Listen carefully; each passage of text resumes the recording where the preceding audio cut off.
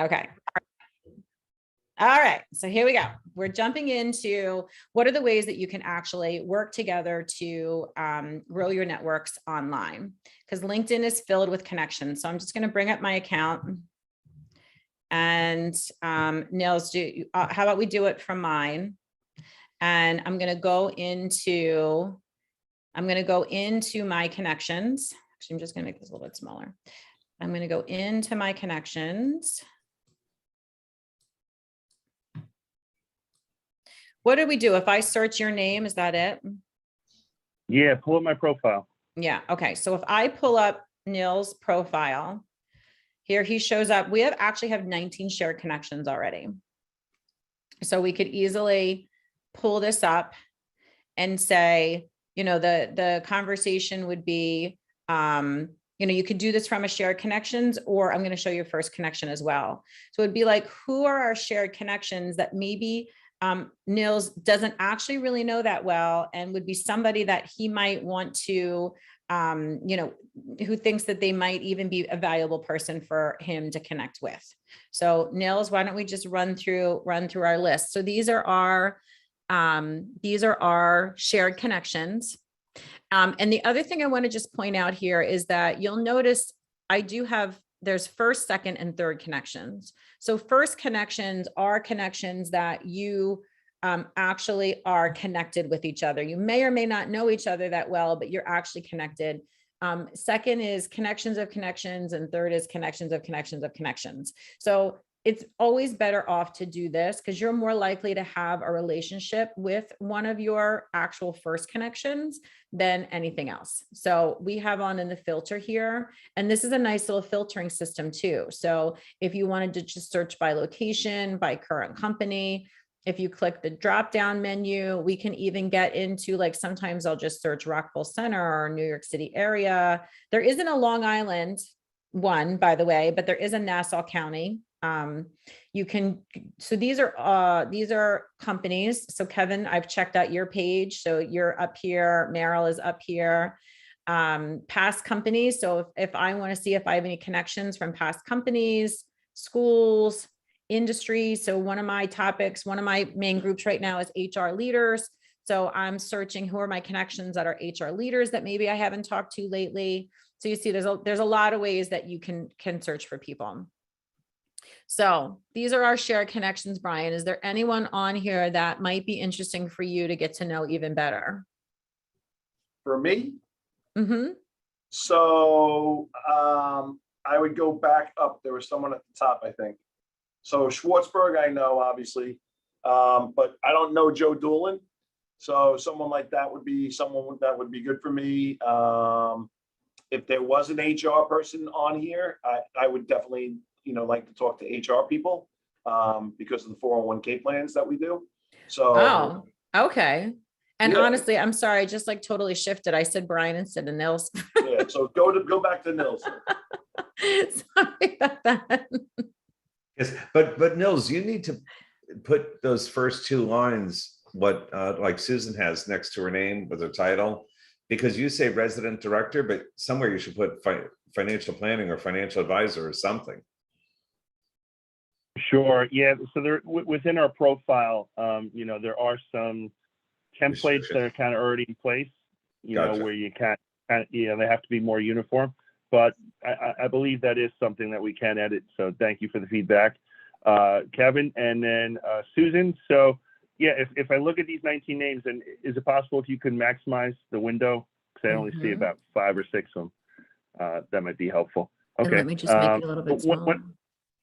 When I go through here, I'll say that there's a few names that pop up, and I'm not sure how well you know them. So why don't I give you 2 or 3, so that if there's one that maybe just connected to you and you were polite, and it was a few years ago, and you really don't have much of a personal connection, that we can concentrate on the ones that you do. So let's say Matt Schwartzberg. I see he's a CEO. I know him a little bit from town, but I think that could be someone that I could get to know better. So I would say let's put Matt on the list. And then hey, how about John Biondo? I've met him before through networking groups, but I'd really like to dig and get to know him a little bit better and build a deeper relationship. So how about John Biondo? And then this guy, Kevin Leatherman, I see his stuff all over town, social media. I've seen him in the Herald. That's someone I think, because those last two, John and Kevin, could probably be sources for potential clients where they have flow, they have clients who are making life changes. So I think those would be good for networking. And I think Matt Schwartzberg, maybe he could be a potential prospect to be a client one day.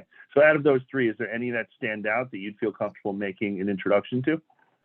Well, Kevin, I have a great relationship with, so I would feel very comfortable reaching out to Kevin and, saying, just even sharing just a message right through Messenger here saying, hey, Kevin, I'm doing a little networking this week and I'm looking to make some connections for other people. I have this great person in the financial industry world, Nils Bosch, and if you're interested in connecting with someone from a financial standpoint, I would highly recommend him.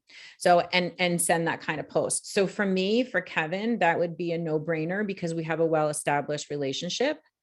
John Biondo is actually somebody I've just recently met. So I don't know that I'd feel as comfortable doing that, but I actually see John on a regular basis at a networking meeting that I go to. Next time I see him, I'm going to connect with him and ask him, in conversation, whether or not he's interested in meeting any financial advisors. And if he's interested in it, then I'll go ahead and I'll connect you guys through Messenger.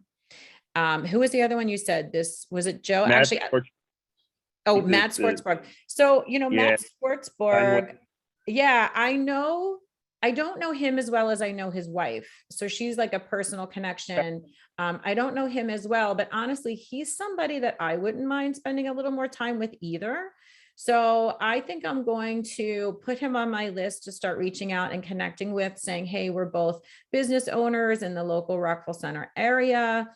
I'm always looking to make connections for people. Is there anything that you're seeking right now that might be important to you? Something. That's real helpful. Thank you for that. What I'm thinking of is in order of what you just shared. If you could reach out to make a warm intro today to Kevin Leatherman on my behalf through Messenger, I think that would be a home run. With John Biondo, I actually saw one of his posts recently and said something about going to lunch at Leo's in Garden City. That's one of my favorite places. So maybe if you do mention, ask him if has capacity to take on new clients. And that, my clients don't get divorced every day, but I'm always looking for good people to surround myself with. And if he'd be open to going to lunch, I think the weather's perfect. So maybe we can set something up with John where you guys can get to know each other a little bit better, and you can invite me as a friend or a networking contact and see if that goes anywhere. And with Matt Schwartzberg, if you could just warm that up a little bit, and maybe that's something that down the line in a few weeks or a month or so we can revisit. Sound good? We'll concentrate on those three though. I think those three are perfect. And I would share one other thing that you might want to do with John Biondo, especially if you saw a post that you liked about a common connection that you have. You don't always have to send a message request. Sometimes that feels a little bit forward. I always wonder why somebody's sending me connection requests. So what I've taken to doing lately is I will follow that person so that their posts show up in my feed a little bit more. And I'll actually go comment and say, hey, that's one of my favorite restaurants too. And add a little bit of a note about why I show up there. Sometimes that's enough to spark and prompt a little bit of a conversation. So I think if we work it from both ends, that would be a really interesting way to make a deeper connection. Yeah, that's helpful because I think maybe then he'll recognize my name that Right. I saw it recently. I know we're connected, right? Because these are our common connections. So I must have come across him a few years ago, but I don't think I've spoken to him since before, COVID. So it's been a while. So I would appreciate if that works out, great. If not, we'll try something else. So thank you for taking the time. I think this is helpful, and let me know how I can help with my connections. Let's do that next time. Thank you. You got it. All right. So that's it. I mean, in 5 minutes, we went and came up with 3 viable plans. If we were like in the moment, I would literally be sending Kevin the message right now, so sometimes I feel like when we're in our live networking sessions, the desire to help our fellow person is there. But by the time we get back to work and into our day, how often does it really happen? I feel like you could book 15-minute sessions with people in our networking group at a time that's mutually beneficial for you. And in 15 minutes, you could make 3 really solid connections that are really valuable and meaningful. So any questions before we wrap this side up? No, thank you very No, much. that was great. And that's so true, Susan, what you said at the end there. You leave the meeting and you have every intention deep in the heart to make connections and do stuff. And this gives you the ability to do it right then and there, and it's done, and then you can follow up, right? So Right. it definitely has a little more juice to it and a little more power to it that you can actually take care of making that introduction right away. So And I'll just add on too, I love how Nils and I like totally came up with something even better than we would have done on our own. So right where I was originally taking this, he took a piece of that and moved it in another direction. Then I took a piece of that and moved it in another direction. I always feel like networking is easier when it's not your own brain, right? We all think one way, and 2 brains together actually come up with really great solutions. So sometimes networking feels very isolating. Doing it with a partner this way makes it a lot less scarier, and often always comes up with a better way to do it than what we had originally done. And just to really drive home that point, this is not what I was going to do today, but in the course of Nils and I talking through how best could we serve everyone, this was a much better way to go about it. So I'm grateful that I don't have to figure out things by myself, which is often one of those bullshittery things that we talked about earlier. You don't have to solve everything for yourself. All right, I'm going to stop recording.